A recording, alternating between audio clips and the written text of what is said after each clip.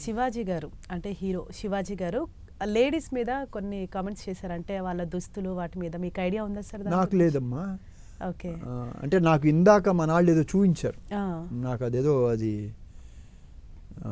ఏదో అన్నారు నాకు. ఐఎమ్ నాట్ అంటే రీసెంట్ గా అంటే హీరోయిన్స్ ఎక్కడికన్నా ఇలా పబ్లిక్ ఈవెంట్స్ కి అలా వెళ్ళినప్పుడు అంటే ఫ్యాన్స్ ఎక్కువగా ఎగబడి వాళ్ళని టచ్ చేయడాలు తోసేయడాలు ఇలాంటివన్నీ జరుగుతున్నాయని చెప్పేసి ఆయన ఏంటంటే వస్త్రధారణ ప్రాపర్ గా ఉండాలి, నిండుగా కప్పుకొని ఉండాలి, మీరు అలాగా సగం సగం వేసుకొని వస్తే. అంటే ఆయన ఏం మాట్లాడారో మీరు చూపించగలరా? నేను బట్టి చెప్తాను. నేను ఒకవేళ సపోజ్ ఏదైనా అంటే నాకు తెలియకుండా నేను చెప్పలేను, అదే మీరు చూపిస్తే ఏంటనేది నేను చెప్తాను. ఓకే. వేసుకొని పోతే మనమే దరిద్రం అనిపించాల్సి వస్తమ్మా. ఏమనుకోవద్దు, హీరోయిన్లు అందరూ మీరు అనుకున్నా నాకు పోయేది లేదు, లాగి పీకుతాం మనం, అది వేరే విషయం. కానీ మీ అందం చీరలోనో మీ అందం నిండుగా కప్పుకునే బట్టల్లోనే ఉంటుంది తప్పితే సామాను కనపడే దాంట్లో ఏముండదమ్మా.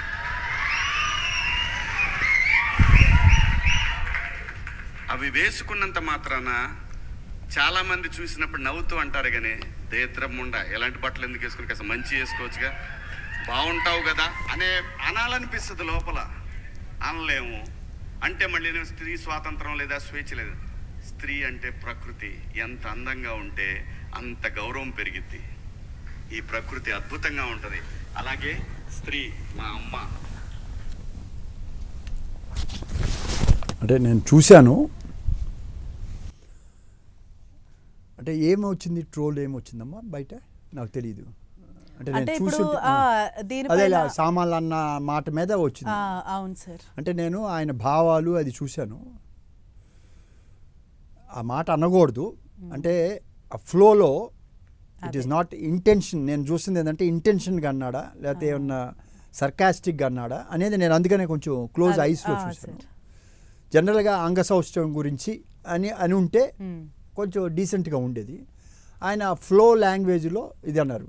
బట్ అందులో తప్పు, కొంతమంది విరుపు మాటలు మాట్లాడతారు లేకపోతే ఒక సర్కాస్టిక్గా మాట్లాడతారు.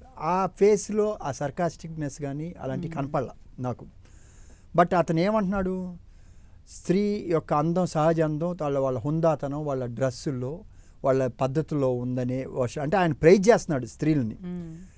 ప్రకృతి అనేది నిజంగా నేను డివోషనల్గా ఉన్నాను కాబట్టి భాగవతంలో కానీ ఎక్కడ చెప్పినా కూడా ప్రకృతి స్త్రీయే.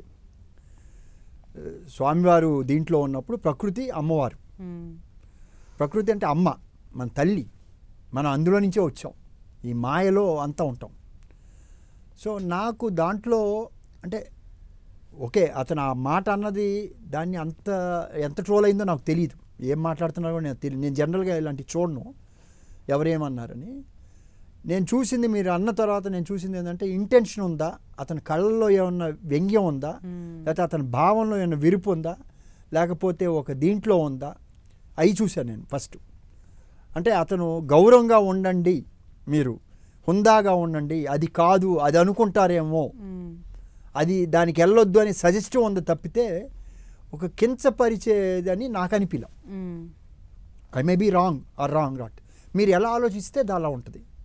ఇప్పుడు సపోజ్ నేనే అలా బిహేవ్ చేస్తాను అనుకున్నా, పిచ్చి డ్రెస్సులు వేసుకొని నన్ను అన్నారని నాకు ఉండొచ్చు. నేను ఒక గౌరవంగా, నేను ఒక స్త్రీని గురించి నాకు ఒక ఉన్నతమైన భావన ఉంది, ఆయన చెప్పిన దాంట్లో వ్యంగ్యం ఉందంటే కూడా నేను అది ఆలోచించేవాడిని, అది కనపడలా. బట్ నాకు అంటే అలా ఉండొద్దమ్మా, మీకు ఇలా ఉంటేనే ఇది ఉందని సజెస్టివ్గా చెప్పినట్టు అనిపించింది నాకు. బట్ ఆ వర్డ్ అనేది జనరల్గా మామూలు వాళ్ళకి కొంచెం అలా ఉండే వాళ్ళకి ఆ బిహేవియర్ కోపం వస్తుంది, అనకూడదు. అది ఏంటంటే అంగసౌష్ఠ్యం, అంగ ప్రదర్శన చేయకూడదు అని ఉంటే బాగుండేది. ఇంకా ఆయన కలోకల్ లాంగ్వేజ్లో వచ్చిందని అంటే అది వాంటెడ్గా వచ్చిందని నేను అనుకోవట్లే, అలా దీంట్లో వచ్చిందేమో అని అనిపిస్తుంది నాకు. ఐ డోంట్ నో, నేను ఇంటికి వెళ్ళినాక ట్రోల్ ఏమైంది, దాని మీద ఎవరు ఏం మాట్లాడారు అనేది చూస్తే నాకు క్లారిటీ ఉంటుంది. జస్ట్ మీరు చెప్పారు కాబట్టి నేను అంటే దాని మీద ఏం జరుగుతుంది ఇప్పుడు బాగా ఇది అవుతుందమ్మా. అంటే ఇప్పుడు